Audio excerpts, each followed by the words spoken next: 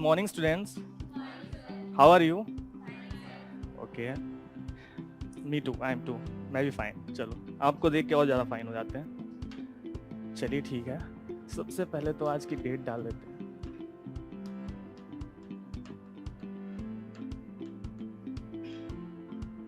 आज आपका जो सब्जेक्ट है वो है EVS. अब EVS में क्या पढ़ना है ये जो है डिसाइड करेंगे. ठीक है, चलो सबसे पहले एक बहुत छोटी सी चीज, एक बहुत ही छोटी चीज पूछते हैं, बताइएगा.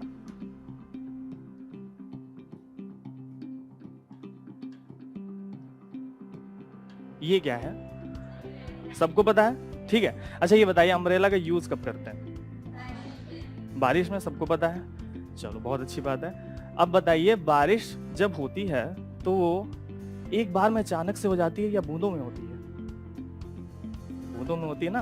Very good. अब ऐसे ही आज हम जो है एक बूंद यानी ड्रॉप, उसकी कहानी सुनेंगे. ठीक है, और उसकी कहानी से आज हम कुछ सीखेंगे और उसको जानेंगे. ठीक, चलिए. बूंद समझ रहे हैं ना, ड्रॉप.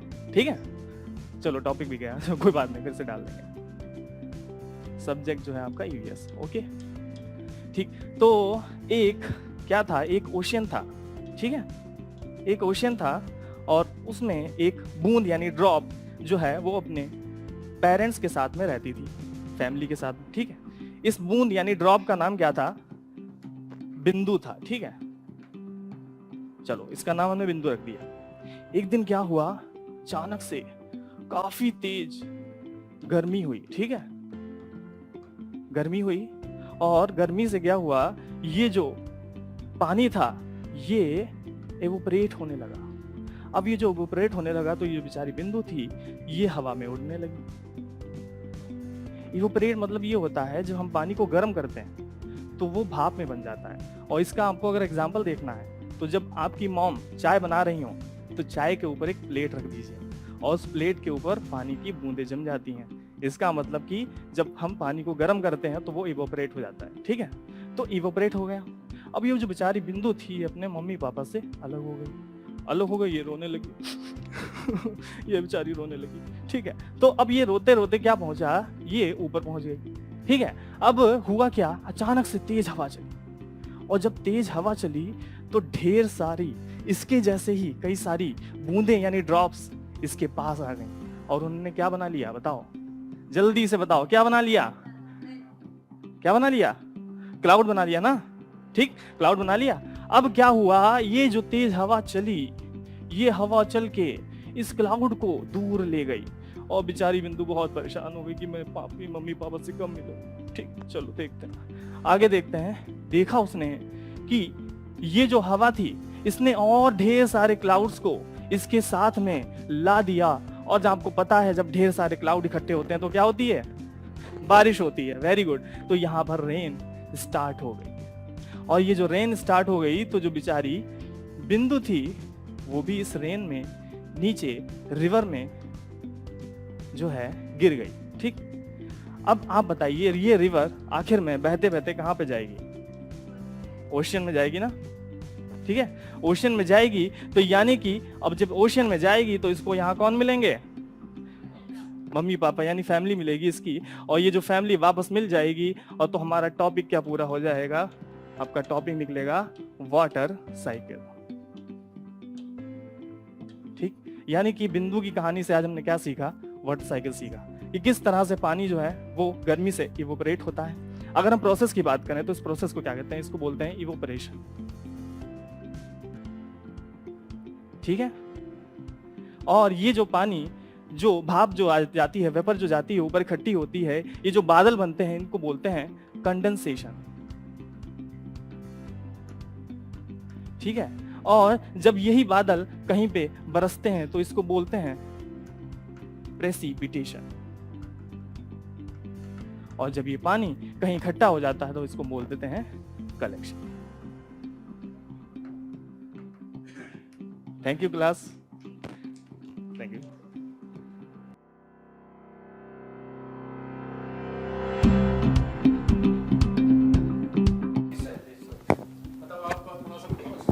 मतलब मुझे थोड़ा सा कॉन्फिडेंस में कमी लग रही थी, हिल बहुत ज्यादा रहे थे। इतना नहीं हिलना है, मतलब आप हिलो, मना नहीं कर रहा हूँ, बट इट्स नॉट लाइक कि आप जैसे आपका मूवमेंट जो था हड़बड़ा रहे थे, आपको लग रहा था कि शायद मैं भी, मुझे पहली क्लास अपनी याद आ रही थी कि जब मैं पहली क्लास में गया तो मैं भी ऐसे हड़बड़ाया रहा हूँगा, तो शायद वैसा ही मुझे कुछ दिख रहा था कि आप हड़बड़ा रहे थे। आपका टॉपिक कनेक्टिंग था, वो कोई दिक्कत नहीं थी, कंटेंट वाज गुड, बट एक जो बॉडी लैंग्वेज है मुझे वहां पे थोड़ा इशू लगा। इतना नहीं हड़बड़ाना होता है, और थोड़ा सा आप इसको और अच्छे से लिख सकते हो, मतलब हाँ राइटिंग वाला जो पार्ट है वो थोड़ा सा आप आराम से, जैसे मान लो बिंदु लिखना है आपको तो आप प्रॉपर तरीके से उसको लिख सकते हो, तो थोड़ा दिखिए वहां पे वो। आप चलो क्लास 4 के बच्चे को पढ़ा रहे हो और फिर इतने जल्दी में रहोगे तो फिर नहीं समझ में आएगा उसको, तो बहुत हड़बड़ाना नहीं, थोड़ा थोड़ा प्रैक्टिस मुझे लगता है, मतलब कोई दिक्कत नहीं है, 2-4 बार प्रैक्टिस और करनी पड़ेगी आपको, वो वाला एक पार्ट मिसिंग है। और जो सब एक मिस्टेक कर रहे हो कि जब भी कोई क्वेश्चन पूछा जा रहा है तो आप लोग बहुत जल्दी में हो। अगर मान लो किसी ने इवोपरेशन पूछा, ठीक है, तो ठीक है आपका एग्जांपल बहुत अच्छा था कि भाई प्लेट रख दिया कप पे, लेकिन लग रहा है कि किसी आता है उसको बता रहे हो, थोड़ा आराम से लो ना। अच्छा इवोपरेशन नहीं आता है, चलो समझते हैं इवोपरेशन क्या होता है, आपने घर में चाय बनाई मम्मी, तो थोड़ा सा समझ लो आप ना, तो उसको कनेक्टिंग फील होगा वहां पे। आप सब क्या कर रहे हो, जब भी कोई क्वेश्चन पुट अप हो रहा है तो आप इतनी जल्दी में हो उस क्वेश्चन का आंसर देने के कि लग रहा है कि बस कितनी जल्दी देखिए खत्म करें इसको। तो वो वाला पार्ट सबके लिए है कि मुझे लगता है कि जब भी कोई क्वेश्चन पूछे तो सबसे पहले उसे प्रॉपर सुनो आप लोग, एंड देन फिर उसका फीडबैक देना चालू करो, मतलब उसमें आंसर देना चालू करो। तो ये 2-3 पार्ट है जो मुझे लगता है सबके लिए है, बाकी आपको मुझे लगता है थोड़ा सा प्रैक्टिस करने की जरूरत है। Other part was good, story was good, ठीक है ना। लेकिन एक चीज और, अगर आप कोई टर्मिनोलॉजी उठा रहे हो, फॉर एग्जांपल इवोपरेशन, कंडेंसेशन, तो आपको उसका पूरे टिप्स पता होने चाहिए। कंडेंसेशन क्या होता है, व्हाट इज कंडेंसेशन, ठीक है ना, वो पूछ सकता है आपसे, भले ठीक है बच्चे को नहीं आइडिया हो, लेकिन वो आपकी नॉलेज चेक करने के लिए। तो एग्जाम में अगर आप कोई भी टर्मिनोलॉजी यूज करो, सिमेट्री, जैसे आपने सिमेट्री कहा था, तो उसका लॉजिक क्या होता है कि आप अगर मान लो सिमेट्री में बताऊं आपको, तो जो आप जब भी मिरर इमेज कहते हो, तरीका ये होता है, अगर आपका ये हाथ है, आप इसको पलट दोगे अगर, तो अगर दोनों ओवरलैप कर जाए तो सिमेट्री होता है। कोई भी इमेज है, अगर आपकी ऐसी इमेज है, आप इसको यूं पलट दो तो सिमेट्री हो जाता है, ऊपर से नीचे हो जाए तो वाटर इमेज हो जाता है। तो वो एकदम पूरा सब कुछ पता होना चाहिए आपको, तब आप वो लॉजिक उठाओ, सिमेट्री टर्मिनोलॉजी उठाओ, या आपने इवोपरेशन कंडेंसेशन उठाया। तो अगर मैं आपसे कहूं कंडेंसेशन का प्रोसेस क्या है, तो कंडेंसेशन बहुत बड़ा प्रोसेस है, वो बस समझ लो आप ना, is a very big thing. तो अगर आपने वाटर साइकिल उठाई है, तो भले वो क्लास 4th को आप पढ़ा रहे हो, लेकिन वो आपकी नॉलेज वहां पे, मैं आपसे यहाँ पे 10 क्वेश्चन और पूछ सकता हूँ वाटर साइकिल पे ही। तो आप ऐसा मत करना कि बस पढ़ाने के लिए जितना पढ़ना उतना ही जान के चले जाओ, मतलब वेग नॉलेज लेके मत जाना वहां पे।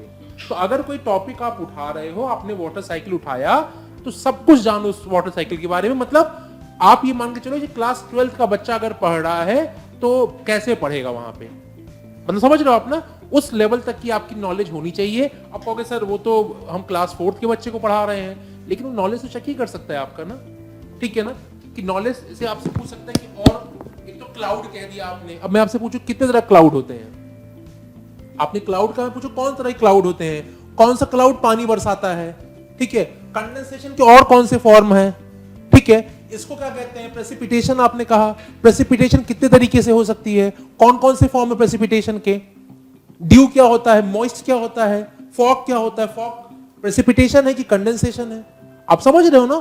तो अगर टॉपिक उठा रहे हो तो मेरा एक ही सजेशन होगा कि उसके बारे में सब कुछ जानो, अदरवाइज उसने क्रॉस क्वेश्चनिंग वहां पे की, आप आंसर नहीं दे पाओगे, वो दिखा देगा कि आपकी नॉलेज बहुत वेग है और आप ऊपर ऊपर से पढ़ के बस आ गए हो, ठीक है। तो केवल टीचिंग का टेस्ट नहीं है, आपके नॉलेज का भी टेस्ट कर सकता है वहां पे, तो प्रिपेयर रहना उसके लिए ये चीज में।